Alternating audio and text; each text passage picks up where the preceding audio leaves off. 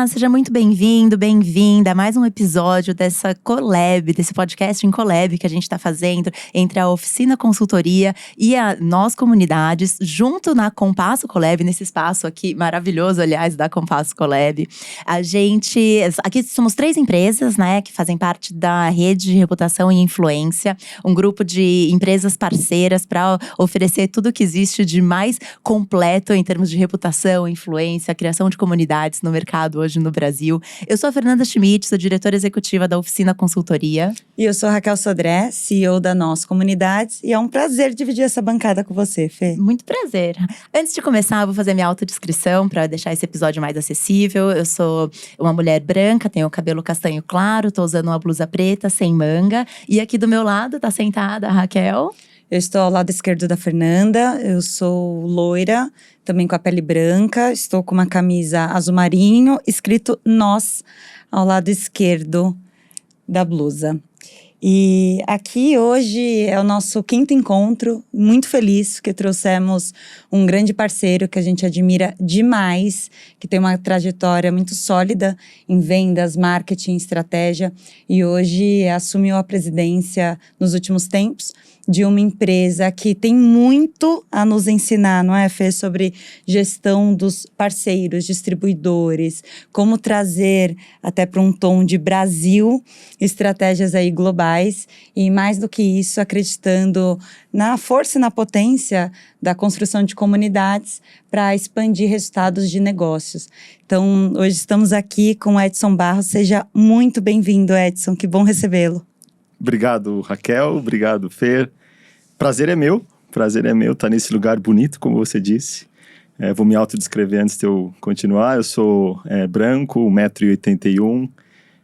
Estou vestido com uma camisa de linho um pouco rosa, um pouco marrom, depende um pouco de cada um com o seu daltonismo.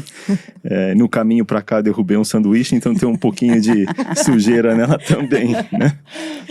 Mas o prazer é meu estar aqui, poder contar um pouco da história da nossa parceria e, mais importante, como você disse, da liderança de um segmento de alimentos e bebidas, que é o segmento onde a Kerry está presente, e tentando inovar um pouco nesse elo, não só com um distribuidor, mas também com o consumidor final. Edson, mas conta pra gente, então, primeiro, o que é a Kerry? A Kerry é uma história bacana. A Kerry tem 53 anos, mais ou menos, de vida. Ela é uma indústria que começou como uma cooperativa láctea. Uhum. Então, você imagina isso lá na Irlanda, que é a sede global da Kerry. Você tem lá 2, 3, 4 vacas no quintal de casa. Você tirava 5, 10 litros de leite por dia, colocava na frente da casa. E a cooperativa Kerry passava na porta da sua casa, recolhia esses litros de leite. E dali surgiam produtos derivados lácteos. E a gente fala desde o próprio leite, como o óbvio do óbvio, mas saía manteiga, saía queijo, e assim sucessivamente. Os anos passam, as vidas mudam, as vacas leiteiras vão engordando, vamos dizer assim, e a Kerry começou a galgar espaço no mercado de saborização, né? Então, derivados lácteos, que você pega, por exemplo, um requeijão, né, que a gente come, muitos brasileiros devem comer todos os dias. Come o requeijão, lá dentro tem queijo e tem alguns aromas de queijo para dar, por exemplo, um requeijão sabor cheddar, né? Então a Kerry foi galgando o seu espaço no território de aromas. E a gente aqui, obviamente no Brasil, a gente chegou a 30 anos, 29 para ser mais exato. E a gente trouxe toda essa capacidade láctea, né? Mas fomos aumentando o nosso portfólio de acordo com os costumes do Brasil, né? Então, um país tropical que tem muito sol, como todos sabem, a gente começou a invadir o mercado de sorvetes, né? Olha. Não é o único mercado que a gente trabalha, a gente tem uma penetração em outros mercados, mas o sorvete foi o grande, eu diria, abridor de portas e de investimento para a Kerry aqui na região, né? Então, empresa láctea, ou base láctea, que tem uma penetração no mercado de sabores, fundamentalmente, e que fala, isso é um fala e faz, algo que eu acho que no mundo atual e futuro faz muito sentido para nós como seres humanos. A gente fala de nutrição sustentável. Então, mais do que você comer, seja lá o quê, um sorvete, vamos pensar assim, por que não comer um sorvete mais nutritivo, né? E por que não pensar em toda a cadeia láctea agora, né? Vamos pensar lá desde a vaca, como ela é tratada, do que sai, que produto que sai depois do leite pasteurizado, o que eu posso fazer com aquilo, eu produzo queijo. Então a gente tem um olhar para a cadeia como um todo para não ter desperdício. Então a gente conta a nossa história para o mercado e faz do nosso dia a dia ter uma nutrição sustentável cada vez mais presente na vida dos consumidores. Muito legal. Muito bom. Legal. E com isso eu fico assim, ainda mais curiosa para conhecer a sua história. Como que foi o Edson construir uma carreira no mercado corporativo antes de Kerry e dentro da Kerry também, né? Te conheci, você ainda estava no marketing lá. Sim. Mas tem uma longa história em outros setores complementares. Vou tentar ser breve. Temos tempo. Véspera de feriado aqui que estamos gravando, e temos tempo. Às vezes as coisas acontecem na nossa vida e a gente nem imagina, né? Eu com 9 anos de idade, eu vendia sorvete na rua. Olha, aqueles carrinhos, sabe aqueles Sim. carrinhos? Tem história boa sobre isso. Eu derrubei já o carrinho, rompei o cabinho inteiro, mas tudo bem, enfim. Então, eu sou uma pessoa do interior, eu nasci e cresci em Americana, né, perto de Campinas. Sou filho de italiana, minha mãe nasceu em Roma, meu pai é brasileiro mesmo. E na minha casa morava minha avó, a mãe da minha mãe. Então, a gente comia 6 vezes por semana macarrão. E uma vez por semana qualquer outra coisa, que era sobra do macarrão. Sim. Olha, eu pensando, eu tô me identificando com essa família. Então eu cresci muito nesse mundo de ver as coisas acontecerem na comida, né? Então minha avó cozinhava, fazia macarrão, eu vendia sorvete na rua com 9, com 14 eu fui garçom.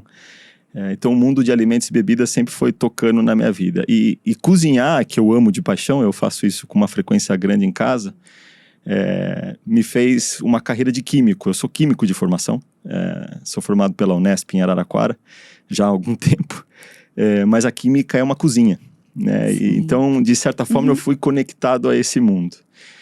Depois eu percebi que o mundo do laboratório, a bancada nunca foi a minha cara, é muito mais parado do que eu sou. Eu sou extremamente ativo, né? Então eu fui pro lado comercial. Eu comecei na área comercial vendendo plástico, depois eu vendi emulsões para concreto e depois eu vendi catalisadores para a indústria petroquímica. Isso. E eu fui vendendo, depois muito tempo da minha vida, cosmético, né, ingredientes para fazer shampoo, produto dermocosmético. E nesse caminho todo, só para a gente fazer alguns parênteses, eu também morei no Chile, em Santiago, por 1 ano e meio, morei na Alemanha por 3 anos, morei nos Estados Unidos por 3 anos e meio, voltei para o Brasil e aí fui de novo para a Suíça. Então, dos 22 anos de carreira, 10 anos eu morei em algum lugar do país, do mundo, né? E 12 anos aqui no Brasil. Então, tem uma coisa que também fala muito sobre mim. Eu sou altamente adaptável às culturas. Tudo tem coisa boa, coisa ruim. Fui morar na Alemanha, o pessoal fala, nossa, claro, como é que você voltou, né? Não faz sentido voltar, não, faz. O Brasil tem muita coisa boa. Alemanha também, mas a gente tem que aproveitar o máximo das coisas boas. E eu acho que parte do meu estilo de liderança, eu sei que a gente vai tocar em algum momento isso, essa facilidade em adaptar, né, em enxergar o que falta para Raquel e não falta para Fer, e a gente tentar achar um mix para vocês duas se conectarem mais. E nos meus últimos 2 anos e meio, eu entrei na Kerry, né? Eu voltei da Suíça diretamente para a Kerry, assumi uma área de estratégia e marketing para a América Latina. Fiquei lá nessa função por 1 ano e 3, 4 meses, e aí fui convidado para assumir a presidência do Brasil. Tem 10 meses. Confesso para você que está sendo extremamente desafiador, mas nada com que a gente não tire as discussões com muito trabalho e leveza aí para levar a organização para um nível maior. E uma pitada de autenticidade, né? Sobre Sempre. Quem é o Edson, assim, fora de crachá, mas complementando com talvez o melhor que ali o time, o projeto, a empresa possa potencializar, vamos dizer assim? Eu costumo levar a vida muito sem segundas intenções. Eu faço as coisas com as melhores intenções do mundo, sem pensar em algo em troca, né? Então, fora da vida, nos últimos 5 anos eu sou dedicado a uma senhorita de 5 anos de idade, minha filha. Então, assinei ela a nadar, andar de bicicleta, a fazer essas coisas. É o que me move todos os dias. Cozinhar. E a outra coisa que parece que não, mas eu adoro, eu sou um cara aventureiro, né? Eu vira e mexe, estou fazendo algumas artes por aí de pular de bungee jump. Jura? Tem que colocar energia em algum lugar, imagina. Na verdade, não foi assim, isso eu nunca fiz de pular. Eu tenho medo de pular de bungee jump, mas umas coisas assim mais radicais eu assim, de mato, essas coisas um pouco mais do mundo interior, eu adoro de paixão. O pular de bungee jump para mim é ainda um trauma, e eu vou falar por quê. Eu fui piloto de avião. Gente, entre essa carreira. Vocês vão descobrindo as coisas. E um belo dia me convidaram para pular de paraquedas, né? Nossa. Aí eu coloquei o paraquedas nas minhas costas, subi no avião, lá em cima eu falei de jeito nenhum, né? Depois que a gente vê o que acontece com a máquina, e a gente cria uma segurança muito grande com o avião, eu amo andar de avião, fora dela parece que tudo é muito pior, né? Então, essas coisas de altura, acredite se quiser, eu sou um piloto de avião com medo de altura. Que bom, nos mantém né? seguro ali. Então, eu acredito muito na máquina. Então, essas coisas de um pouco mais radicais, de ar livre, assim, eu não sou um fã, não, mas o mato me atrai muito. Eu gosto muito de trilha também. Eu já saltei de paraquedas 2 vezes. Aí, tá vendo? Mas antes de ter filho. Depois que tem filho, eu tenho medo até de montanha-russa, Ai. assim. Falam que muda, né? Muda tudo. A gente muda a coragem. Dá pra fazer um episódio inteiro falando só sobre Faremos só uma sobre versão, isso, viu? Mães e pais. Mas você falou um pouquinho de liderança e eu queria saber como que você enxerga agora, já num papel de liderança, a função da comunidade dentro da Kering?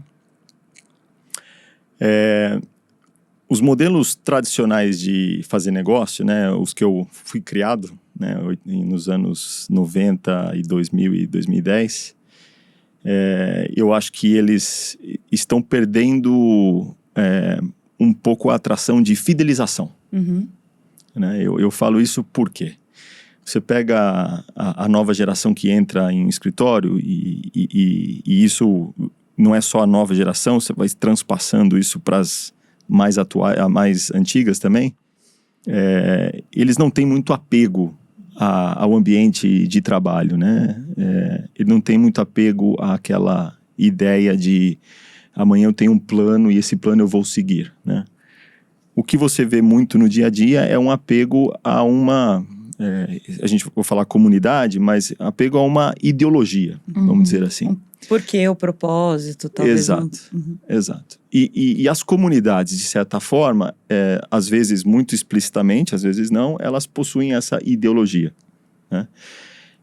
Elas possuem esse chamado maior do que a execução de algo, né? Isso transfere hoje em dia, acho que um dos maiores problemas dos empresários hoje em dia, seja eles uma multinacional ou não, é reter pessoas. E eu nem estou dizendo de reter talentos, que aí a gente entra num capítulo mais complexo. Número 10, né? Sim. Mas reter pessoas. E o reter pessoas é porque não existe esse sentimento de dono, não existe sentimento, isso me pertence. Eu né? faço parte, eu construo junto. Eu faço parte disso, E quando a gente coloca alguns negócios, vou chamar de commodities, né? Por razões óbvias, aquilo tem menos sexy, né? E por ser menos sexy, menos anexo eu estou àquilo, né? Eu estou disposto a escutar outras coisas, né? Então eu entendo que a comunidade, por exemplo, ou a liderança, ela tem uma obrigação de fazer essa conexão para que aquilo gere propósito para as pessoas. O nome comunidade é um veículo para isso acontecer, Mas se a gente não estivesse no mundo atual digital, e a gente não pode ignorar, pelo contrário, a gente deveria, como líder, fazer isso, né, como parte do nosso dia a dia. Então, para mim, a função desta comunidade que a gente vem criando, ela tem um olhar para ver uma commodity de forma mais sexy, ou mais especializada, como a gente vê, para a gente ter uma conexão não só de quem trabalha na QR com aquele assunto, mas também de quem usufrui desse produto. Então a gente está falando aqui dos nossos distribuidores, e a gente está falando também do sorveteiro, né? Então vamos lá, na minha cidade, é Americana, muito calor, interior, tem um sorveteiro lá, que ou ele é o dono da sorveteria, ou ele colocou o filho dele para tocar a sorveteria, e esse filho ou ele contrataram mais 5 pessoas. Uma para ficar no caixa, outra para fazer a bola de sorvete, outro vai ficar lá na cozinha fazendo o sorvete. Então, assim, imagina essa pessoa que está fazendo o sorvete lá atrás, ele pode amanhã mudar de ramo e ir para a padaria, né? Então, como é que eu conecto essa pessoa para ela falar assim, opa, aqui eu estou aprendendo como fazer um sorvete melhor. Lembra do assunto nutrição sustentável? Sim. Como é que eu passo para ele assim, não, esse sorvete é mais nutritivo do que o do vizinho? Como é que ele vai chegar na casa dele, em vez de falar, mãe, eu trabalho numa sorveteria, ou esposa, eu trabalho numa sorveteria, e fala assim, não, eu faço um sorvete e eu aprendi sobre isso essa semana, é muito legal, né? E é um dado, eu digo triste, mas ao mesmo tempo animador, o brasileiro, ele não toma tanto sorvete como muitos outros países do mundo. O americano toma muito sorvete, o italiano nem se fala, né? Mesmo países mais nórdicos, etc., né? Países mais frios, tomam mais sorvete do que o Brasil. Não depende do clima, né? E eu falo isso, e falo uma coisa lá dentro, pensa numa sobremesa de fim de semana, né? Todo mundo vai falar, não, uma torta, não sei o quê. Eu acho o sorvete uma sobremesa democrática. E eu falo isso por quê? Primeiro que você encontra sorvete de várias marcas em vários lugares. Você compra sorvete na padaria, no supermercado, na própria sorveteria da esquina. Há um tempo atrás, hoje eu não vejo mais, mas tinha até em farmácia. Né? Farmácia chegou um momento que vendia tudo. Né? E também você tem uma opção de sabores. Você, eu não gosto de chocolate. Tem morango. Eu não gosto de... Os mais refinados agora, hein? Pistache. Tem toda aquela onda. Tiramisu. Né? Então você consegue, talvez uma sobremesa que está pegando no mercado, né? Virou oba-oba. Você consegue transformar isso em sorvete, né? Recentemente a gente vê muito sorvete sabor torta de limão, por exemplo. Então, que a torta de limão dos doces mais vendidos do Brasil. Eles transformaram isso num sorvete. Por isso que eu chamo que ele é democrático, né? Então a gente tem uma oportunidade gigante em educar as pessoas a consumir mais nutritivo e, ao mesmo tempo, uma oportunidade gigante para deixar com que as pessoas que trabalham nesse segmento ainda mais apaixonadas. Então é aí que vem a ideia da comunidade. Tá? E eu acho que muito do que você trouxe é o senso de pertencimento, que nós, seres humanos, querendo ou não, buscamos pertencer, buscamos fazer parte, construir, como você disse, e quando uma indústria passa a liderar esse movimento, acho que muito das nossas trocas ao longo da construção do projeto é como que a gente traz essa história da QR liderando um movimento tão potente em todo o Brasil. E quanto mais a gente pesquisa, conversa com as pessoas, é assim, literalmente norte a sul, leste a oeste, e o mais gostoso do Brasil que a gente brinca são os Brasis que temos, né? Então, como dessa forma o sorvete sendo democrático, ou as pessoas se sentindo parte, elas cocriem as suas culturas locais, regionais, através dessa sobremesa, que nada mais é do que um momento em família, do que marca tanto uma infância, algo assim. O que mudou, ou qual que foi a sua visão, Edson, assim, vocês já sempre fortaleceram esses distribuidores, os parceiros que praticamente fazem parte da empresa, com esse olhar de A gente está aqui agora com vocês para liderar o movimento e chegar nos seus clientes também. Então, vamos trazer eles para perto, fortalecer mais esse ecossistema e comunidade, assim. Isso já era uma estratégia que vinha, teve uma virada de chave? Eu estava em estratégia antes e desconheço se tinha alguma estratégia relacionada a isso. Sendo muito sincero, eu assumi a presidência e como todo e qualquer lugar que eu vou, eu visito muito cliente. Mas assim, é absurdamente, assim, eu passo metade do meu tempo visitando clientes pessoalmente, a outra metade fazendo call com eles, né? Então, quando eu visitei esses distribuidores, né, eu visitei alguns deles, o que eu senti era que a nossa relação era uma transacional.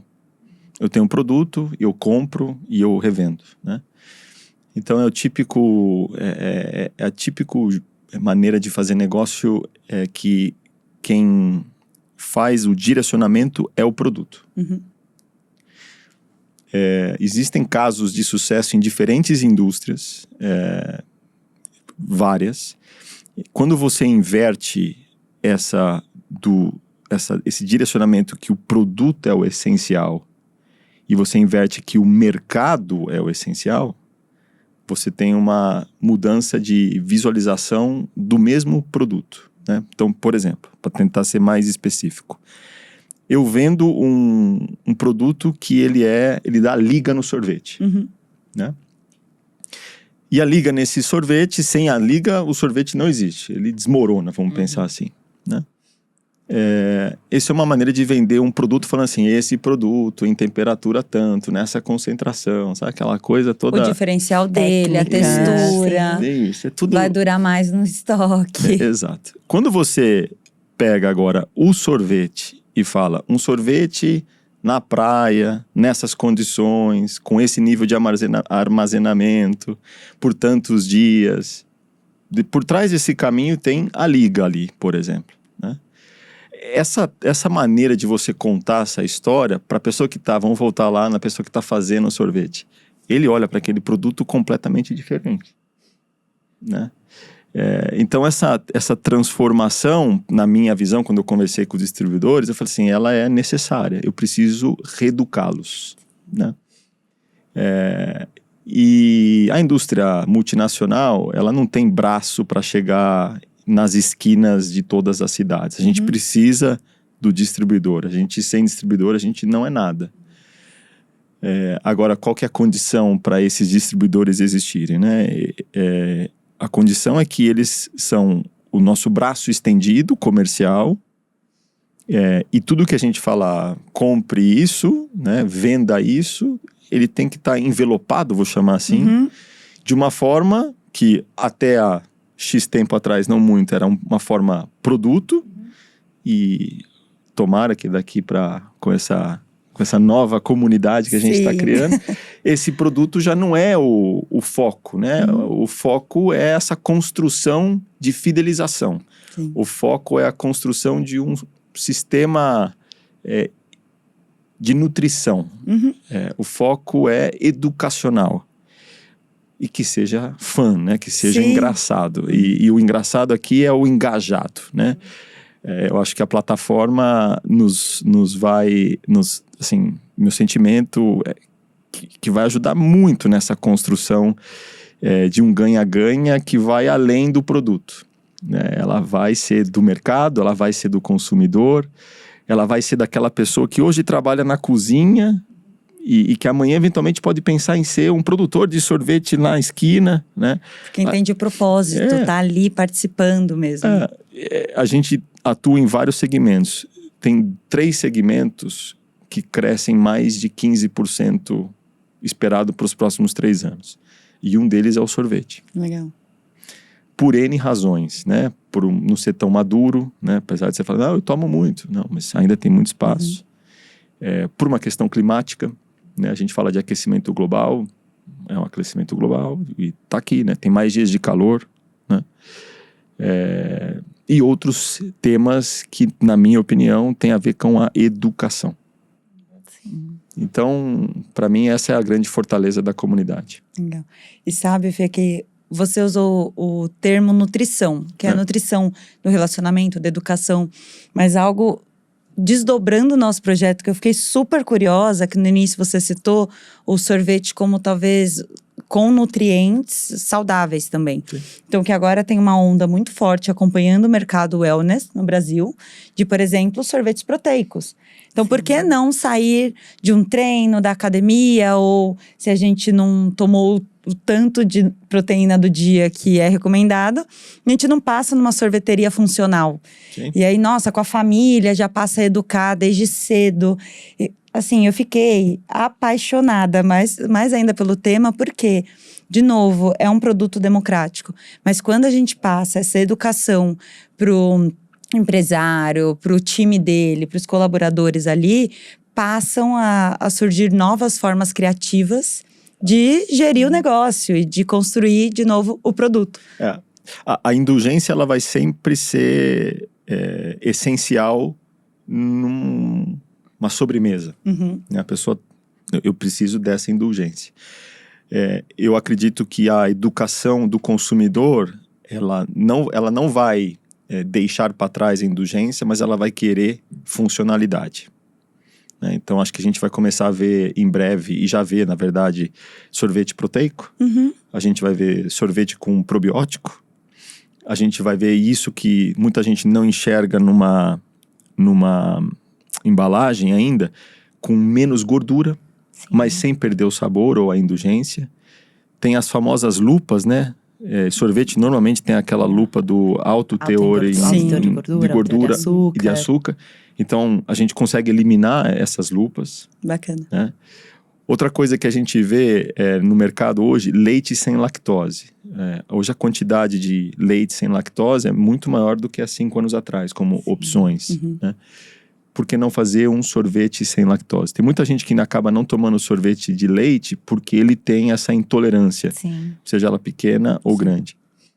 Por que não fazer um sorvete sem lactose, né?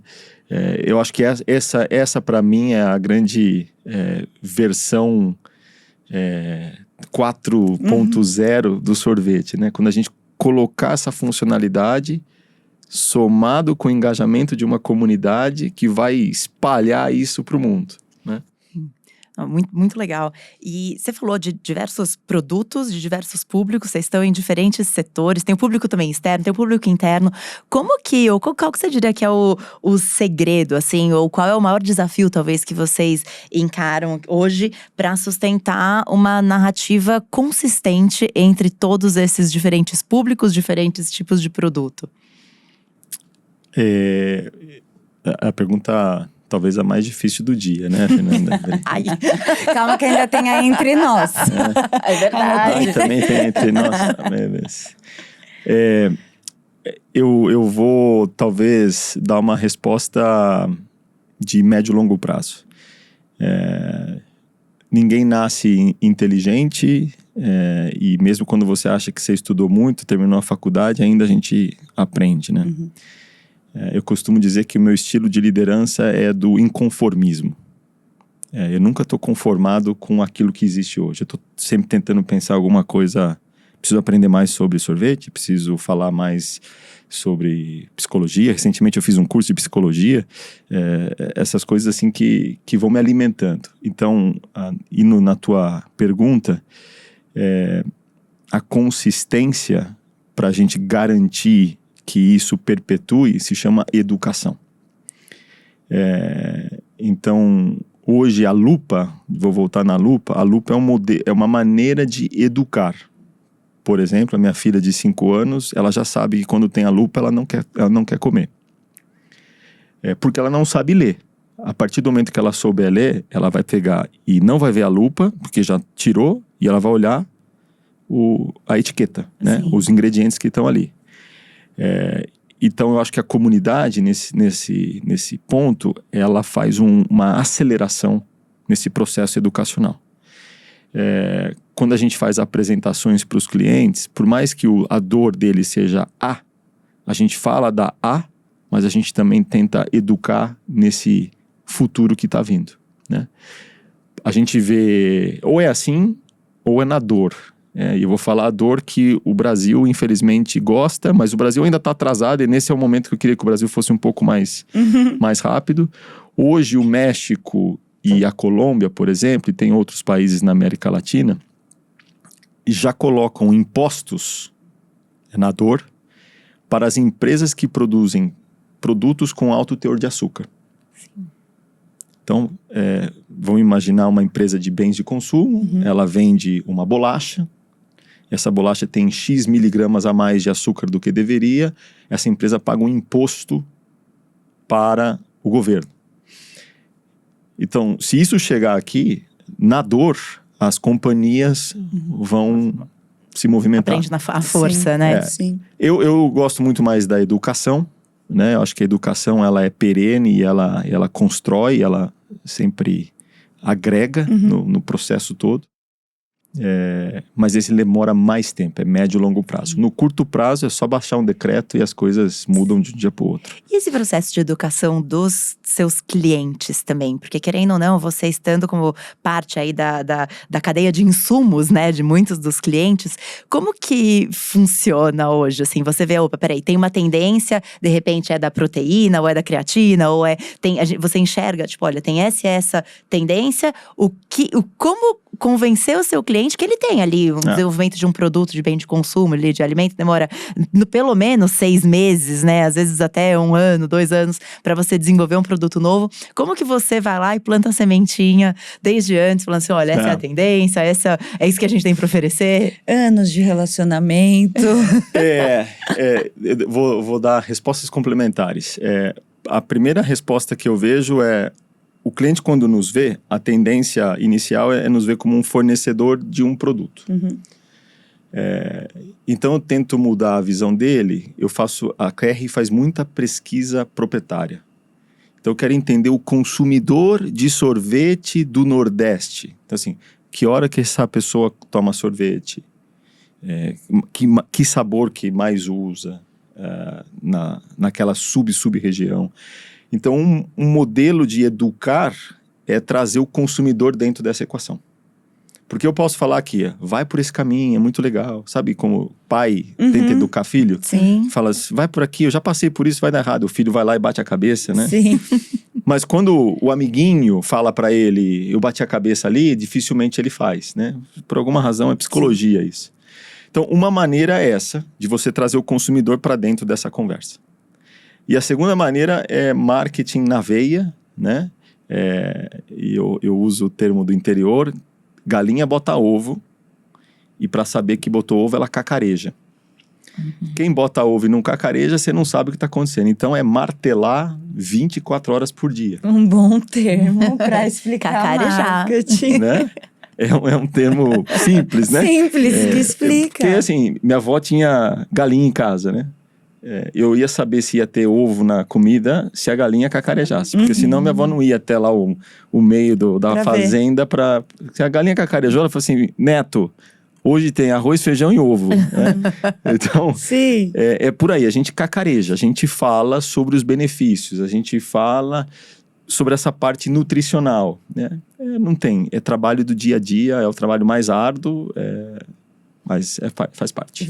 Vou citar um ditado que no início da sua história, na hora, eu escuto dos mineiros, que eu trabalho há muitos anos, e eu lembrei desse ditado, que é: menino que não anda, não vende picolé. Tá vendo? Então, de encontro com galinha que cacareja para fazer um bom marketing divulgando, na sua história, que na prática a gente vê que se a gente não tiver rodando, querendo ou não, com a empresa, com a marca, se posicionando, falando desses movimentos que a gente tanto acredita, com propósito, cocriação, talvez não funcione, Vou te né? contar uma história. O ditado é bom, verdadeiro e gosto do ditado, mas eu vou falar por que eu achei que com 9 anos de idade eu poderia ser um bom vendedor. Então, eu tinha aquele carrinho. Eu era um graveto, né? Eu acho que eu pesava 18 quilos com 9 anos, né? E o carrinho pesava 100, né? E eu saía andando quilômetros com o carrinho para vender 90 sorvetes no dia. Um belo dia, eu estava andando numa rua, era sempre de domingo, Não tinha ninguém na rua, né? Calor, 45 graus em Americana. Um belo dia eu vi numa casa uma chaminé saindo fumaça. Eu falei, churrasco. O que eu fiz? Eu apertei a campainha. Quando eu apertei a campainha, saiu uma pessoa e eu falei pra ela, tô vendendo sorvete, não sei se você tem sobremesa aí. Falei, não tem, mas eu vou comprar. E ele comprou 20 sorvetes de uma vez. Depois daquele dia, eu nunca mais andei 10 quilômetros. Olha Eu só. buscava chaminé com fumaça. Logo criou-se um canal de distribuidores e aquisição.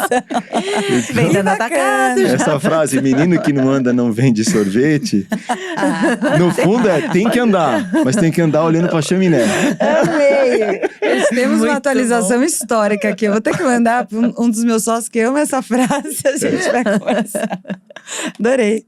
Muito bom. E aqui, acho que trazendo para o nosso encerramento, que por mim eu ficava Dava muito pra ficar tempo. batendo papo aqui e Pois aprendendo. é, você vê como passa rápido. Te escutar um pouco do entre nós, né? Que a gente gosta muito desse tom.